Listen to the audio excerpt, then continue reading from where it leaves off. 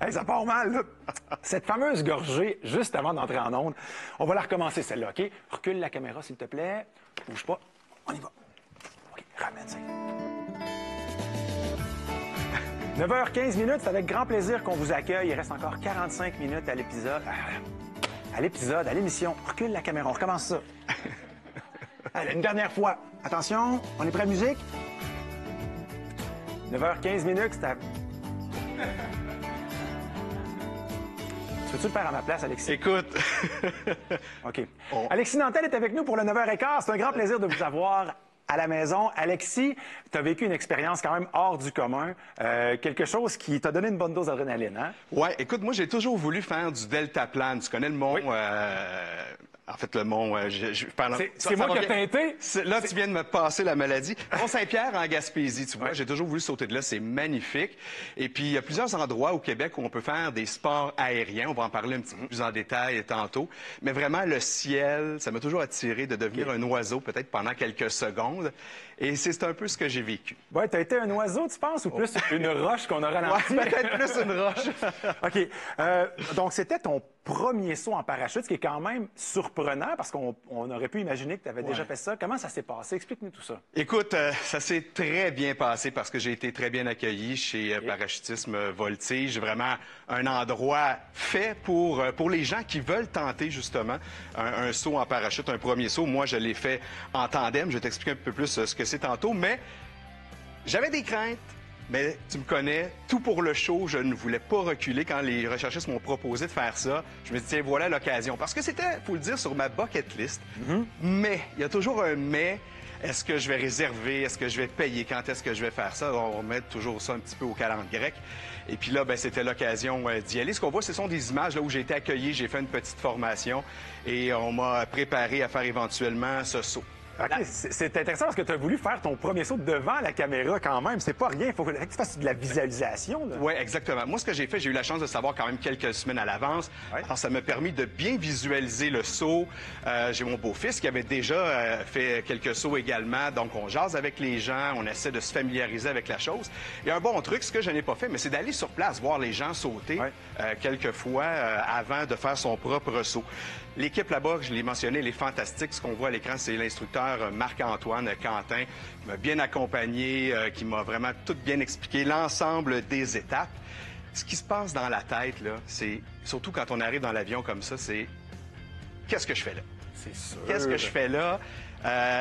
Et puis, probablement me poser la question, est-ce qu'on peut choquer ou... Oui, bien, en fait, c'est ça, c'est que je t'ai vu te diriger vers l'avion. Ouais. Et je veux dire, c'est là que tu sais qu'il y a comme une espèce de point de non-retour, la tension de monter. La tension monte. Et d'ailleurs, l'instructeur me demandait souvent quel est ton niveau de stress sur 10. Alors, je peux dire qu'avant d'embarquer dans l'avion, j'étais à 5-6. Dans l'avion, tout de suite, c'est monté à 7-8.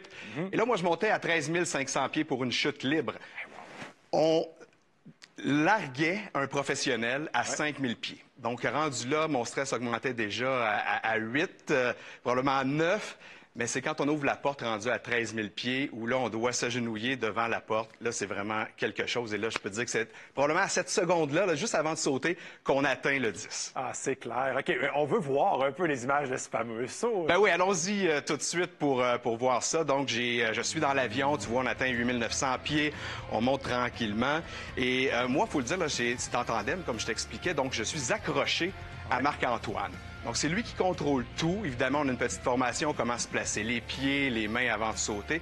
Et voilà, c'est le moment tant attendu que je te disais. Là, il faut vraiment, en réalité, faire preuve d'un certain lâcher-prise. Ah, complètement. Et il faut que tu te tiennes après, justement, tes sanglants. Oui, et là, ça commence, tu vois, ça virevolte, là, quelques kilobutts, mais ça se stabilise quand même assez rapidement.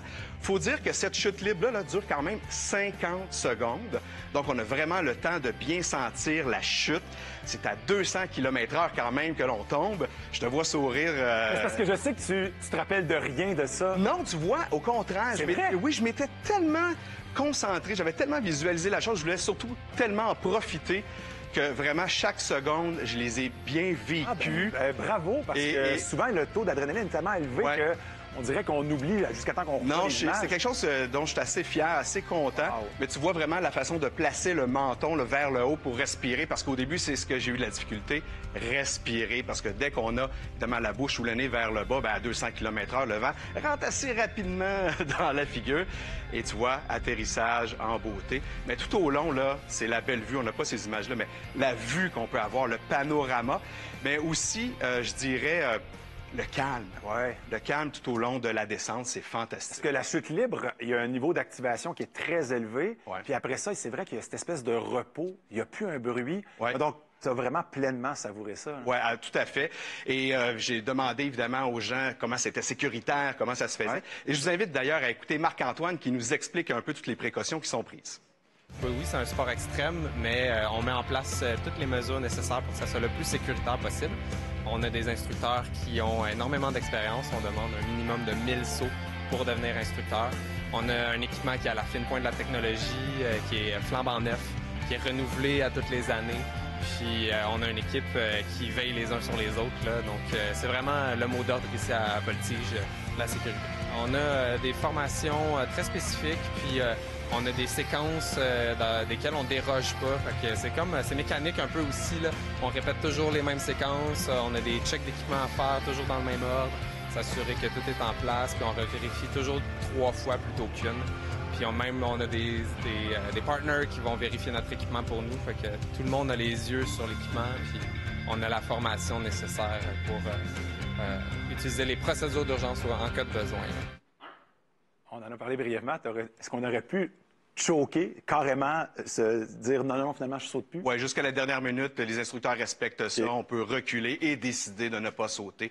Absolument. Sauf que c'est rassurant de voir toutes les précautions parce que tu as été à même de pouvoir les Je constater. pense qu'on a plus à perdre de ne pas le faire rendu là. De toute façon, on est mieux de se laisser aller et de sauter, de faire abstraction de ça. Mais c'est vrai qu'ils prennent, je veux dire, il y a un facteur de risque, mais ils prennent tellement de précautions derrière tout ça. Il y a beaucoup, beaucoup de précautions. Puis, il y a d'autres sports également qu'on peut faire. Le parapente, là, avec le parachute déjà ouvert sur la montagne. Le deltaplane également qui est possible. Il y a plusieurs endroits comme ça au Québec où on peut réaliser ce type d'activité aérienne. Ah oui, mais là, donc, sur ta liste, qu'est-ce que tu aimerais faire en particulier comme prochaine activité, toi? Bien, dans l'aérien, le deltaplane, c'est toujours sur ma liste. Ça, c'est vraiment quelque chose, mais particulièrement à Mont-Saint-Pierre en Gaspésie avec la vue. Wow! Tu vas refaire? Oui, je le referai, absolument, absolument. J'attends une autre invitation. Peut-être de groupe avec des amis, pourquoi pas. Mais ça t'a pas donné le goût, de faire du saut en solo puis de continuer là-dedans? Ou... Pas tant que ça, quand même, je te dirais. Je vais rester sur mes montagnes. Ah, mais c'est vraiment une activité intéressante. Merci beaucoup, Alexis. Merci, Mathieu.